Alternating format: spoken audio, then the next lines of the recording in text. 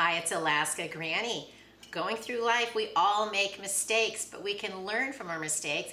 And if we share our information, we can learn from each other. So we can hopefully prevent learning some of those mistakes for ourselves. Today, I wanted to discuss the top prepping mistakes. First is not knowing what you're prepping for. Why are you a prepper? Are you concerned with the end of the world as we know it? Or some big catastrophic worldwide event that could change everything we know? The reason I'm a prepper is for the threats that are most likely to occur where I live. I'm likely to have power outages, winter storms, forest fires, food shortages, rising prices, feeling safe in my own home. Those are the threats that I'm concerned with and what I'm trying to protect myself and my family and mitigate those risks. Oh, what? All that talk about scary stuff. Did that upset you? Okay. Puppy interruption. Okay. Think about the area where you live. What risks are most likely to happen to you? Do you live where there are hurricanes, tornadoes, earthquakes, volcanoes, winter storms, and even in the Southwest, the excessive summer heat? There are all kinds of different threats where you live that can happen where you are. And those are the things that I think you should be preparing for so that you can make the best of challenging situations. If you want to prepare for the end of the world as we know it, that's okay too. But along the way, all of these little events, the things that can happen to just us or to our community, we will be prepared for that as well. So the better prepared you are for the small things, the more you're able to face the big things. The next prepping threat is not being able to adapt. We need to adapt to rising prices. Perhaps we need to adapt to a changing climate. Is it getting hotter or colder where you live? Do rainstorms seem to be more frequent? Power outages more common? Those are things that we need to prepare to adapt, that we can face those things, because life is a series of challenges and we need to always be adapting. And if there's anything we learned the last few years, is that shortages are real, that we have had so many decades of, we've had everything. We've had the growth in wealth. We've had so many new luxury items that were just unheard of. Just look at all of the new inventions in the last 50 years that so much of our population, it's something they've always had. Cell phones, computers, microwaves. I lived when those things didn't exist. I can remember being lucky when we got a color TV and had 3 stations. But now that's just some like quirky old granny story, and that's not something that people appreciate all of the advantages we have. So if you go back before that time, everybody had to work a little bit harder, know how to adapt a little bit more. They lived where they didn't have all of these advantages, all of these gadgets and gizmos that make life simple. So learn to adapt. What if the power went out and you couldn't use all your gadgets and gizmos? Could you still know how to take care of yourself? Or do you have to have something that turns on to be able to survive?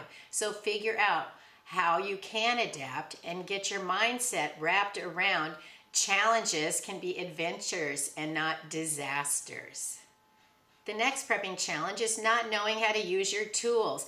We see all these commercials and videos of all of these gizmos and gadgets, all of this latest prepping gear that we need to have. But maybe we just buy it, put it over there with the rest of our gear, and hope we never need to use it. But the odds are, if it's something that you think you need, you better learn how to use it before it's imminent that you need to know how. I think it's important to have a small camping stove, but then you need to actually use it so that you know how. If you're going to have things like lanterns, especially if, say, an oil lamp, you need to learn how to fill it with oil, how to adjust the wick, how to light it, how long can it burn. You need to know these things. You can't just own these things. I know I personally have a few gadgets. I don't even know where they came from, why I have them, and sometimes I wonder if this is just part of the clutter that I need to get rid of.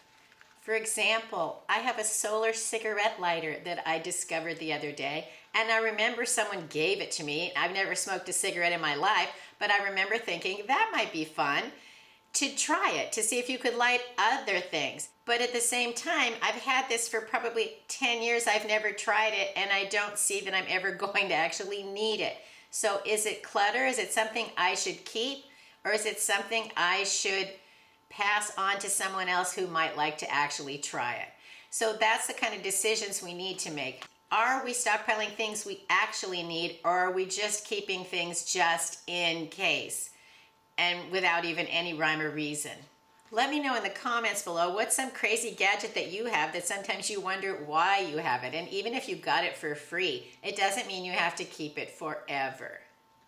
The next prepping mistake is not storing enough water. You need to actually try to store as much water as possible. You also need to store it in the proper containers. You need to use food grade containers. And yes, it's fine to fill up old containers, but don't store water in something like a juice container or a milk carton. Milk cartons are just not designed to last. They're very flimsy, and you will, trust me, have an emergency one day when those split, break, and just disintegrate, and then you have a water mess all over the place. Plus, containers that have held juices you just can't get all of that matter out of them, which means then you're going to have some bacteria growing in them on the stuff. You couldn't clean it completely.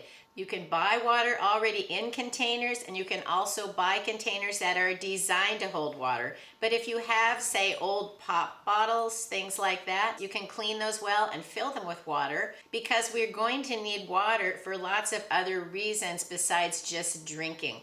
I like to store water in containers that I filled myself, and I store it under the sinks in the bathrooms and in the kitchen so that I have extra water should the water stop running right now. Then I have the ability to continue to rinse the dishes that I'm working on, flush the toilet, wash my hands. I have some water for that. Generally, if the water coming out of your tap is safe, it's safe to put it into a container and store it as is. Of course, you want to make sure that your container is completely clean. If the water coming out of your tap is safe, it's safe to fill it up. You don't need to start adding other chemicals to it. It's also a good idea to occasionally rotate that water to make sure that it's fresh. You can wait until summertime, pour it into your garden.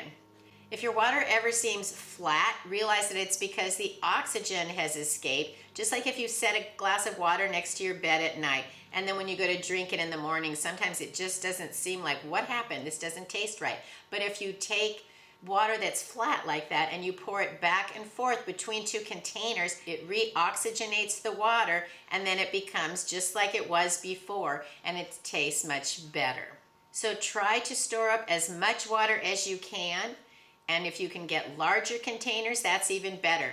But before you fill up, say, a 50-gallon barrel with water, you need to have it placed where you want it, because it's way too heavy to move.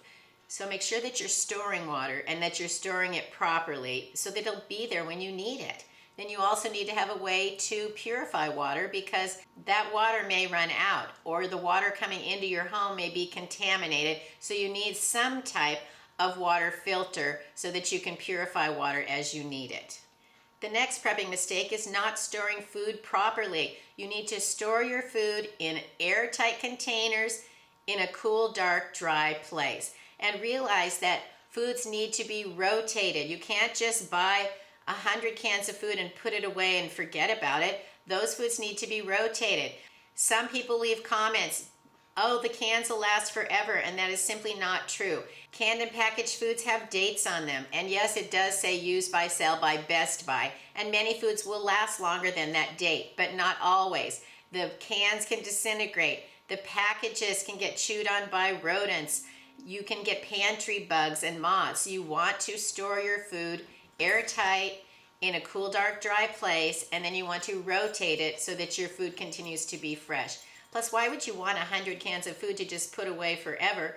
You're supposed to be stockpiling foods that you actually eat. And if you're just putting it to set it and forget it, likely that's food that you don't have any intention of eating, and the day may come when you need to eat that food. You don't know what it is. It may all be rotten because you didn't rotate it. And then you're going to have created a new catastrophe for your family that you thought you had set enough food aside to realistically find out that you did not. The next prepping mistake is not having an emergency plan. You need to have a plan. What if you had to evacuate your home? And I have people leave comments on my channel, I'm staying put, that's just that.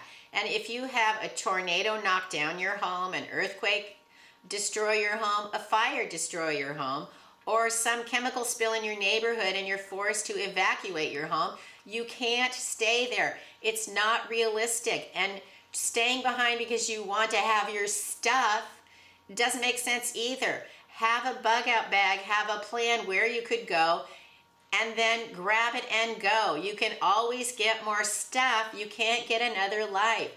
Not making a plan that you want to follow means you are putting yourself at the mercy of other people's plans. Do you really want the government to be in charge of you? I don't think so. And so you want to make your own plan so that you take care of yourself. Another prepping mistake is not believing in yourself. Believe that you are creative, that you are resilient, that you have a strong sense of self, that you can take care of yourself, that you can manage your challenges, and you can figure out what to do and make the best of all kinds of situations. Believe in yourself. Then learn new skills as you go along and brush up on the ones that you did know. Maybe you took first aid and CPR, but it's been a long time. Read over those instructions again, see if there's anything new, and then you'll know what to do in an emergency and not say, oh no, now what was I supposed to do? You will have refreshed your mind, you'll keep yourself sharp, and then you're able to face challenges. Figure out how to start fires. Figure out how to use the foods in your pantry, combine them together to make meals out of what you have. And then it isn't going to be a struggle so much if you count on yourself and realize that you can do it. When it comes to prepping, keep your secrets a secret. Keep your information to yourself. We don't want to be broadcasting what we have or what we plan to do. We don't want to stand out as different from just the average person in the store. So don't be visibly obvious either what you have in your home. If people come by, store things well so that it's not obvious anything that you would have that people then might say, hey, I was over at so-and-so's house and I saw a whole bunch of fill in the blank, because they might talk about it with other people, and then people you don't even know might remember that, and then you might become a target during times of shortages that they'll say, hey, remember so-and-so? Let's go there. And we don't want that to happen. One of the ways to be on the down low is to store things well so that it isn't obvious to people that you wouldn't want to know what you actually have. Leave it in the comments below. What are some other mistakes that we can learn from so that we can be better prepared to face an unknown future? There are so many challenges as we go through life, and it might come just to us as an individual, it might come to our community, or it might come to our entire world. We just need to look around the world and see that many people are suffering, and we want to make sure that we can find that strength within ourselves to prepare for the possibility that that struggle could come to us, and we'll be able to do the best that we can. I hope you'll like my video, share my video, and please subscribe to the Alaska Granny channel. What was that? Was that an earthquake? Is that a little earthquake?